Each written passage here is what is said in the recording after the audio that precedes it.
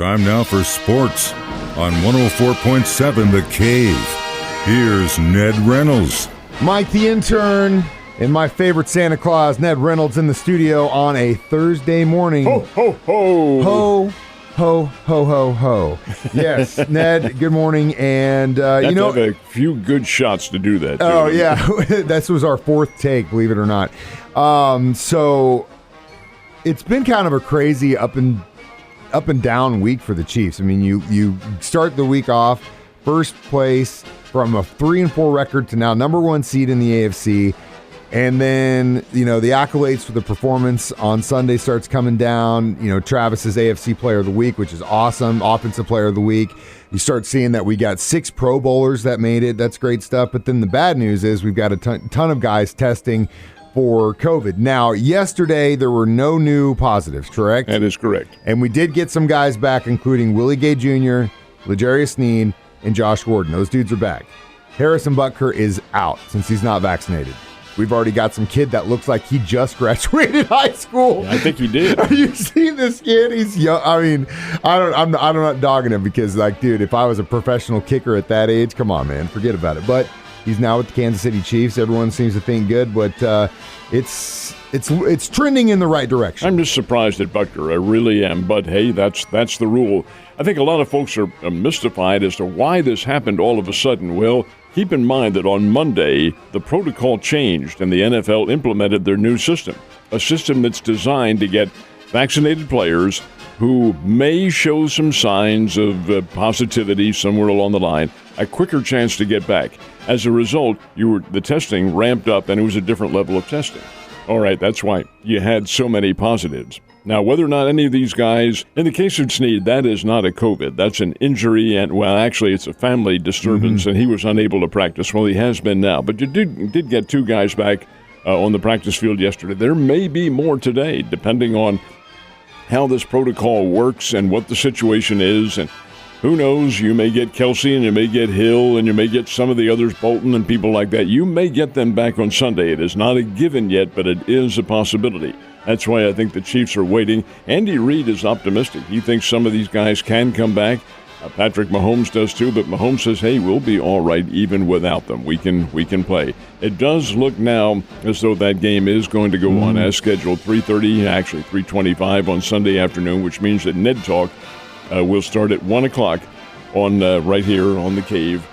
And the reason I'm bringing it up is we ain't doing a show tomorrow is why. No. We got to get it in now. Yes, and I'll give props to Coach Andy Reid big time because, you know, when all this stuff started coming down on Tuesday, the sky was falling. And then yesterday he gets on the press conference and he's like, look, next man up, we're going to do this. And I was like, okay, well, it looks like I might actually get to see a game at Arrowhead on Sunday. So hopefully that's the way it goes. Hopefully we get guys back. But again, we got one more day of testing today for sure. And if it swings back the other way, they'll handle it, I'm sure. But that's definitely, I'm sure, had some kind of cause for concern for some of your guys in Vegas as far as the spread and the odds for this game. Interestingly enough, it did not. Really? No, the Chiefs are still a 7.5-point favorite. Now, that may fluctuate a little bit here in the next couple of days and fluctuate down a little bit if, in fact, these main players can't be in there. Still, the Chiefs are still a pretty good team. Come on, they're a championship-level ball club. They'll somehow rebound. They just have the inner working to do that, and they have the front office to make it done. Make it get done with key players coming in. That's what you do. You step up and bring in key individuals from your practice squad or maybe sign somebody like the kicker. There are ways to mitigate all of this circumstance. I did find, and this is amazing, in the news media, a positive note. And the positive note was that in South Africa, where all this allegedly started, this is the Omicron, which is, it's a cold is what it is. This Omicron is now trending downward. That's good. So it's quick. Maybe, it's pretty fast. It seems like it's quick. Also, the guys in the Army supposedly have got a one and done for everything that they're about ready to start testing. So that is looking good too. It's smart dudes down there. The whole thing is so unknown. That's what about it. But the thing about it is we don't panic, for heaven's sake. Don't panic. Listen to Coach Andy Reid's press conferences. He'll put you at ease. So we also have one more Thursday night football game tonight. We'll be at Coyote starting at 7. Our very own Leslie is actually in Nashville for this game tonight. She's a big 49ers fan. Her first chance to actually see the Niners, which is pretty cool. They take on the Titans. Music City, that's where it'll be, in the very nice stadium that the Tennessee Titans have in Nashville. Be an interesting ball game. The Titans need to win it, and so do the 49ers. San Francisco is still in the playoff hunt, probably as a wild card team, but the fact of the matter remains that both teams have playoff aspirations. Can they get it done? This will be a big game tonight, coming up 48 hours before Christmas, and just a really good scenario. Incidentally, there are 2 games on Christmas Day, too, in the NFL. Hopefully they'll all go on as planned. I think they will. I think they will too. And again, a lot of it's because of that opened up playoff situation that almost seems like almost every team, with the exception of like New York, who aren't going to the game. But both New York. That's yeah, right. I know. But it seems like a lot of teams. But I guess as Chiefs fans, we're rooting for the 49ers tonight because we want more space between us and Tennessee. That is for sure. So did the Bears get some Christmas magic on the West Coast? They did not. As a matter of fact, the state of Missouri did not. Ew. Bears are out at Moraga, which is it's in the vicinity of San Francisco, and playing a very good St. Mary's Gales team, and they are good. There's no question about this, but so are the Bears. And Missouri State is in this game and playing very well. It's tie at 46 all, about midway through the second half. Tie ball game. All of a sudden, St. Mary's goes on an 11-0 run. The Bears finally thwart that run, but then St. Mary's goes on another one and pulls away and wins the ball game by a score of 75-58. That is the final score. The Bears score a season-low 22 points in the second half. That's most un-Bears-like. But make no mistake about it now, St. Mary's is pretty doggone good. They've beaten Notre Dame and beaten Oregon and beaten some of the big-timers. They are a big-timer. They play in the same conference with Gonzaga, usually play Gonzaga for the league championship every year. St. Mary's has a lot to offer. They have a kid who scored 27 last night. He's not necessarily a kid.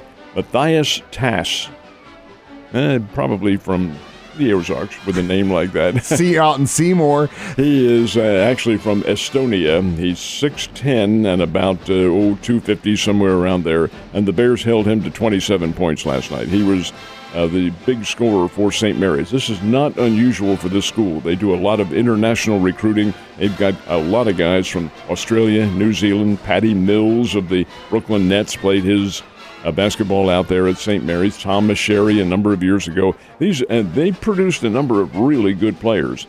They have to for that league they play in. So St. Mary's comes away with a 75-58 win. Bears take off for the holiday and then return home day before New Year's, I believe it is, that they play at the JQH Arena. They're playing Evangel. That's kind of a warm-up game, and then they go into conference play for real. And their first game is against Drake, which is the Missouri Valley Conference preseason pick to win it all. Last night, though, a tough one for the Bears, 75-58. St. Mary's wins the game. Now, that wasn't the only Missouri team, as you mentioned, playing basketball. Yesterday, we had the Mizzou Tigers in St. Louis against Illinois. Split the building. Who walked away with the win? Illinois, big time, and you knew they were going to. They're really, really good, and Missouri is not really, really good. I hate it for Conzo because, after all, he's one of us, Conzo Martin, but they can't get it done. Illinois wins 88-63. You knew it would happen. Illinois has a 7-foot center. His name is Kofi Coburn. Coburn played prep basketball at Christ the King in New York, which is here often for the Tournament of Champions, and Oak Hill. It played at both of them, Oak Hill and Virginia. And they've been here. I don't think Coburn was on any of those teams that played here. 7 foot, 285 pounds. He's from Jamaica, not Jamaica, New York, Jamaica. And he just lit up everybody. 25 points, 14 rebounds. He is really hard to handle, not just for Mizzou, for anybody in the Big Ten Conference. He is a load. And Illinois is a very good basketball team. 88-63, the Illini beat the Mizzou Tigers, who now take off for the holidays and resume play a little bit later on. And we did get Missouri State to do some recruiting in Jamaica. Last but not least, the Mizzou Tigers also had their football team out on the field in the bowl game against Army. Did they get the W? Did not. Army gets the win at the gun. They win it at the final gun. Missouri made a nice comeback. Now, Missouri was playing with a lot of second-string players. Yeah. They're a star player, Tyler Beatty from St. Louis, the Southeastern Conference's leading rusher, did not play. And he didn't play not because he didn't want to, but because the coaches told him not to. Beatty had indicated he was going to turn pro. Hasn't yet, but he said he was going to. Coach Drinkwitz said, hey, look, if you're going to turn pro, you're just hurting yourself by going out and playing in this game. You might get injured. Don't. It's a bowl game, fine, but you have our permission to not play.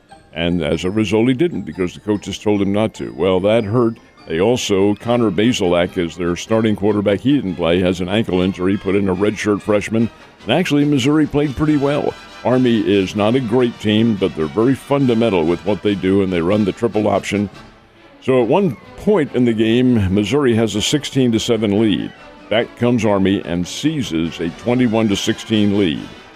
Missouri comes back, takes a 22-21 lead in the final minute of the game. 22-21. That's the score after the touchdown. They go for a 2-point conversion to make it a 3-point difference, which means that if Army can kick a field goal, it's a tie game. And then they have an overtime.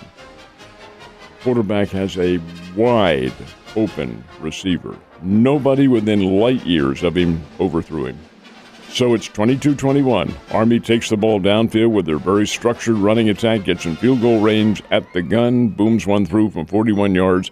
Army 24, Missouri 22. Man. That's a tough way to go. That's a heartbreaker. But you can see how the teams and coaches kind of view all these bowl games, especially these earlier ones, that it's almost like a preseason game for a lot of them. Not in the playoff pictures and none of the bigger bowl games, but a lot of these teams and coaches kind of view it as, it's not worth the risk. Well, no team is going to turn down an opportunity to play postseason because you're absolutely right now. You do have spring drills coming up, but this keeps the team in shape.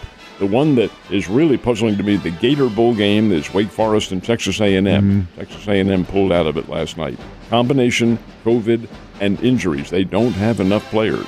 So are they going to cancel the bowl game? No. They've gone in search of another team, and they've come up, probably, it's going to be announced later today, probably Rutgers. And Rutgers would go in to play Wake Forest in Jacksonville. Gator Bowl's one of the historic old bowl games. One. But the big ones that they really care about are the rose, the orange, the sugar, and the cotton, and the fiesta, and the Holiday Bowl. That's a good bowl game as well. Those games, the players probably get in, but some of the others, no. If they have the option of opting out, then they do it. Yeah. Well, Ned, you have a wonderful Christmas. Hope you get everything you want. And Merry Christmas to everybody.